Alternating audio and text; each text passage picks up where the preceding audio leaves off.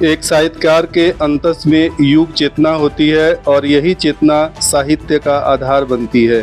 श्रेष्ठ साहित्य भावनात्मक स्तर पर व्यक्ति और समाज को संस्कारित करता है और उसका युग चेतना से साक्षात कराता है। आइए हम आपको मिलाते हैं योग नगरी ऋषिकेश की साहित्य सृजन करने में लगी ऋतु ऋषिकेश असूजा से, जिन्होंने बीसियों किताबें लिखकर साहित्य के क्षेत्र में एक नया मुकाम हासिल किया है। अनेकों मंचों पे उन्हें अनेकों संस्थाओं ने सम्मानित किया है। ऋतु जी, लेखन की शुरुआत कब और कहाँ से हुई? सर, विचार तो मन में बचपन से ही थे, लेकिन जब मैं 11वीं कक्षा में थी तो मैं मसूरी में पढ़ी लिखी हूँ, तो वहाँ के लोकल समाचार पत्र मसूरी टाइम्स में मेरा एक लेख छपा, जिसे लोगों ने बहुत सराहा, पसंद किया, तो मेरा उत्साह बढ़ गया।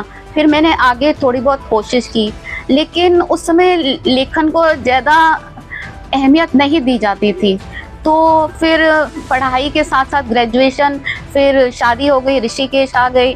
फिर ऋषिकेश में भी ऐसा कुछ नहीं, फिर एक बार दैनिक जागरण में कोई एक कॉलम आता है, उसमें कुछ लिखना था, तो मैंने लिखा, तो वो छपा और 500 रुपये पुरस्कृत भी हुई। उसके बाद तो मानो मेरे विचारों को पंख लग गए और मैंने हाथ पैर मारने शुरू कर दिए।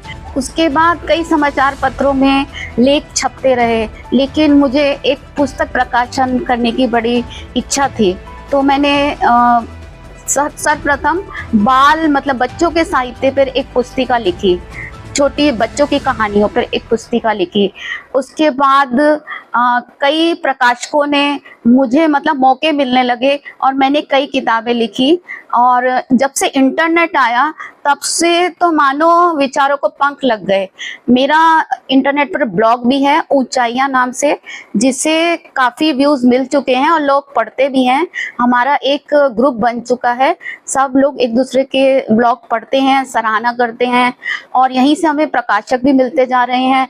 जिसपे मेरा जो लिखने का मेन विषय है वो है प्रेरणादायक विचार समाज, क्योंकि मेरा लिखने का उद्देश्य समाज को कुछ अच्छा देना है। अब जैसे कहते हैं ना, अपने लिए तो सभी जीते हैं, पर जीवन वह सफल है जो औरों के लिए, औरों के जीने के लिए जिया जाए। तो आओ कुछ अच्छा सोचें, अच्छा देखें और अच्छा करते करते बहुत अच्छे हो जाएं। बस अच्छे की चाह में मैंने अच्छी किताबें लिखनी शुरू की, जो मेरे लिए तो बहुत अच्छी हैं और मैं चाहती हूँ आने वाले समाज के लिए भी मार्गदर्शक की भूमिका प्रदान करेंगी। मेरी पुस्तक ऊंचाइयाँ, जिसमें मैंने बाल साहित्य पे लिखा है, अनुभूति जो मेरी काव्य संग्रह है, नारी तू अपराजिता जिसमें नारी के शौर्य, नारी की वीरांगनाओं की ताकत के बारे में लिखा है, इतिवृत्ति जो मेरी कहानियों की किताब है, दिल कहता है, और गुंजन, मेरा भारत महान।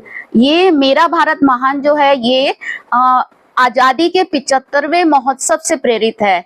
तो एक प्रकाशक ने हमें ये चुनौती दी कि आप 75 दिन में 75 कहानियाँ लिखिए और हम उसे प्रकाशित कराएंगे। और जो हमने लिखी और वह प्रकाशित भी हुई, उसमें हमें वर्ल्ड OMG का रिकॉर्ड का भी सर्टिफिकेट मिला। और उसके बाद नारी तू अपराजिता, काव्य संग्रह, सीढ़ियाँ, कालजयी, अनुभूति आदि अनेक पुस्तकें मैंने लिखी, जो कुछ एकल संग्रह हैं, कुछ साझा संग्रह हैं।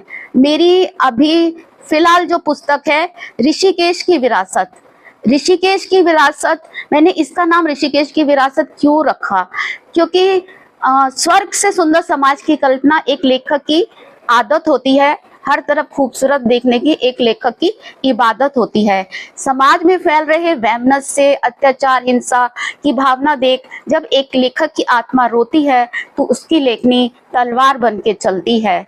बस मन में कुछ ऐसे ही भाव थे और ऋषिकेश ने मुझे बहुत कुछ दिया। यहाँ प्रकृति संगीत सुनाती है, नदियाँ वाद्य यंत्र बजाती हैं, मंदिरों में शंखनाद बजते हैं, पर्वतों की चोटियों से दिव्य मंत्र ऊर्जाएं प्रवाहित होती हैं। माँ गंगा का अमृतमय पवित्र जल जन जन का जीवन पवित्र करता है। तो ऋषिकेश ने मुझे बहुत कुछ दिया। तो ऋषिकेश के सम्मान में मैं यह पुस्तक, जो आत्मविश्वास और शुभ सकारात्मक विचारों से प्रेरित है, प्रस्तुत भेंट करना चाहती हूँ, जिसका शीर्षक भी मैंने ऋषिकेश की विरासत रखा है। जी, आपका सबसे पसंदीदा जो साहित्य रचना है, सृजन है, उसको सबसे ज्यादा पसंद किया गया, उसका नाम बताइए, उसके विषय में बताइए। मेरे पसंदीदा रचना जो मेरे ब्लॉग पर है, यूं ही बेवजह मुस्कुराया करो, जिसकी 2 पंक्तियां मैं कहना चाहूंगी। यूं ही बेवजह मुस्कुराया करो, माहौल को खुशनुमा बनाया करो, जिंदगी आपकी है, इसे ना बेवजह उलझनों में उलझाया करो, शिकवे शिकायतों में ना वक्त जाया करो, यूं ही बेवजह मुस्कुराया करो। और मेरी एक दूसरी रचना, ऐसे तो मैंने बहुत रचनाएं लिखी हैं, फिर भी जो मुझे याद आ रही है, इंसान होना भी कहाँ आसान है, इंसान होना भी कहाँ आसान है, कभी स्वयं के लिए कभी दूसरों के लिए रहता परेशान है, इच्छाओं का सारा काम है, बदनाम होता इंसान है। आप के ब्लॉग का नाम क्या है, ताकि हमारे पाठक ये जान सके किस नाम से आप ब्लॉग पे लिखती हैं, ताकि उसको सर्च करके और वो लोग देख सुन सके और पढ़ सके। मेरे ब्लॉग का नाम है ऊंचाइयां शीर्ष की आसमानी फरिश्ते। ऊंचाइयां शीर्ष की आसमानी फरिश्ते।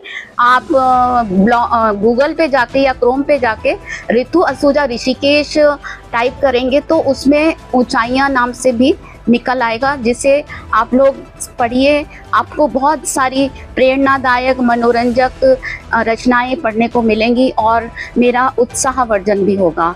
और मैंने जो लिखा है वह बहुत प्रेरणादायक लिखा है, जिसमें आदतों के गुलाम मत बने, रोना बंद करें, आखिर क्यों,